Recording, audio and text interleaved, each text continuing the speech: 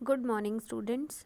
ये आपकी आज की सोशल साइंस की वर्कशीट नंबर 10 है, 28 अक्टूबर। बेटा, जो लास्ट वर्कशीट आपने पढ़ी थी उसी की कंटिन्यूएशन में है भारतीय संविधान के मुख्य लक्षण 3। मौलिक अधिकारों के बारे में इसमें बताया गया है। स्वतंत्र भारत में राज्य की सत्ता के दुरुपयोग से बचने के लिए नागरिक के अधिकारों को संविधान में चिन्हित किया गया, जिसे मौलिक अधिकार कहते हैं। मौलिक अधिकार होते हैं बेटा आपके बेसिक राइट, यानी कि एक किसी भी नागरिक को, किसी भी देश के एक नागरिक को अपना जीवन जीने के लिए जिन अधिकारों की ज़रूरत होती है उसे मौलिक अधिकार कहते हैं। संविधान राज्य और अन्य व्यक्तियों के समक्ष व्यक्तियों के अधिकारों की रक्षा करता है। आपका संविधान क्या करता है? राज्य से और दूसरे व्यक्तियों से भी आपके जो अधिकार है उनकी रक्षा करता है, उनका कोई हनन नहीं कर सकता। इसके अलावा संविधान के एक खंड में नीति निदेशक तत्वों को भी समाहित किया गया है, जिसका उद्देश्य राज्य में सामाजिक आर्थिक सुधार लाना है। नीति निदेशक तत्व बेटा ये राज्य के लिए हैं, जो राज्य को क्या करता है? गाइड करता है कि आपको जो है समाज के लिए और राज्य की आर्थिक स्थिति को सुधारने के लिए क्या क्या काम करने हैं। मौलिक अधिकार आपके 6 हैं। नीचे आपके दिए गए मौलिक अधिकार और उनका अर्थ बताया गया। सबसे पहला है आपका समानता का अधिकार। समानता का अधिकार, कानून की नज़र में सब लोग समान हैं, मतलब किसी भी नागरिक के साथ धर्म, जाति, लिंग के आधार पर भेदभाव नहीं किया जाएगा, है ना। ये मतलब सब लोग पूरे देश में क्या हैं? बराबर हैं। स्वतंत्रता का अधिकार, इस अधिकार के अंतर्गत आपको अभिव्यक्ति मतलब बोलना, भाषण की स्वतंत्रता, आप सभा इकट्ठी कर सकते हो, देश में कहीं भी आने जाने की आपको स्वतंत्रता है, कोई भी व्यवसाय यानी कि काम, कोई भी कारोबार आप जो है कर सकते हो, ये आपको मौलिक अधिकार दिए गए हैं। तीसरा है शोषण के विरुद्ध अधिकार। इसमें मानव व्यापार और 14 साल से कम उम्र के बच्चों को मजदूरी पर रखना अपराध है। शोषण अगर आपको कोई करता है, 14 साल से कम उम्र के बच्चे जिनको इतनी समझ नहीं है, अगर उनसे कोई ज़बरदस्ती काम करवाता है, मजदूरी करवाता है, तो क्या है? एक अपराध है, उसकी सज़ा मिलती है।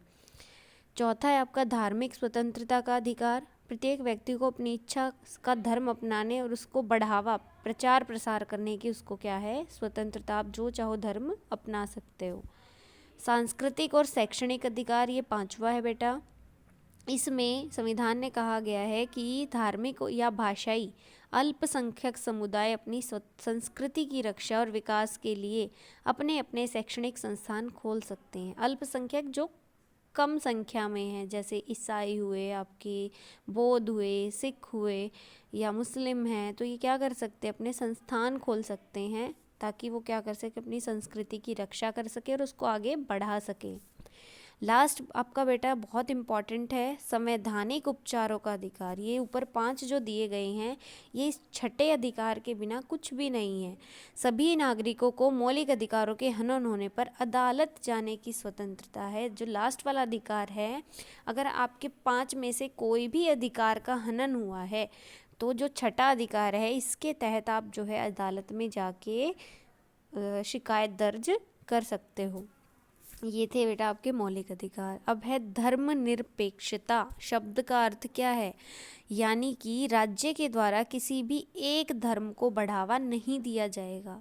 पूरे देश में या देश के जितने भी राज्य हैं, वो किसी एक धर्म को बढ़ावा नहीं देंगे, यानी कि राज्य का कोई एक धर्म नहीं होगा। राज्य के लिए जितने भी व्यक्ति, जितने भी धर्मों वाले हैं, सब क्या होंगे? समान होंगे। भारत क्या है? एक धर्मनिरपेक्ष राज्य या देश है। नीचे बेटा क्रियाकलाप दिए गए हैं, मौलिक अधिकारों के नाम लिखिए। सबसे पहला, मेरे दोस्त के साथ पढ़ना, लिखना, खेलना। क्या है ये आपका? ये है आपका समानता का अधिकार, यानी कि पहला अधिकार। दूसरा, मुझे देश के किसी भी राज्य में निवास करने का अधिकार है। ये है आपका दूसरा, स्वतंत्रता का अधिकार।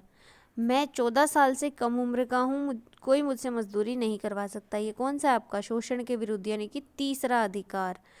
फिर है आपका, मुझे अपने धर्म को मानने और उसका प्रचार प्रसार करने की स्वतंत्रता है। ये आपका चौथा, धार्मिक स्वतंत्रता का अधिकार। मुझे अपनी संस्कृति की रक्षा व उसके विकास का अधिकार है। ये आपका 5वां, सांस्कृतिक और शैक्षणिक अधिकार। उसके बाद है बेटा आपका क्वेश्चन नंबर 1, मौलिक अधिकार किसे कहते हैं? अभी मैंने ऊपर समझाया। राज्य की सत्ता से के दुरुपयोग से बचने के लिए हमें जो अधिकार दिए गए हैं ये 6, ये आपके क्या हैं? मौलिक अधिकार। ये आपका फर्स्ट क्वेश्चन का आंसर है। दूसरा है बेटा, भारत में नागरिकों को कौन कौन से मौलिक अधिकार प्राप्त हैं? ये हैं आपके 6 मौलिक अधिकार। ये क्वेश्चन नंबर 2 का आंसर है। क्वेश्चन नंबर 3, हमारा देश धर्मनिरपेक्ष क्यों कहलाता है? क्योंकि हमारे देश क्या करता है, किसी भी एक धर्म को बढ़ावा नहीं देता, यानी हमारे देश का कोई भी अपना धर्म नहीं है। नागरिकों के लिए मौलिक अधिकार क्यों आवश्यक हैं? ये आपका लास्ट क्वेश्चन, क्यों आवश्यक हैं? क्योंकि अगर नागरिकों के पास मौलिक अधिकार नहीं होंगे तो जो आपकी सरकार है या जो आपके राज्य हैं वो क्या करेंगे, उनके मौलिक अधिकारों का हनन देश के नागरिकों को अपने अनुसार, अपने बनाए गए कानून के अनुसार जो है वो चलाएंगे, यानी कि उन सत्ता का क्या करेंगे, वो दुरुपयोग। ये आपको जो पहले ऊपर दिखाया गया, सत्ता के दुरुपयोग से बचाने के लिए ही आपके मौलिक अधिकार दिए गए हैं। ये आपकी वर्कशीट नंबर 10 है बेटा। आई होप बहुत आसान है, आपको समझ आई होगी। सभी बच्चे करके इसको सेंड करेंगे।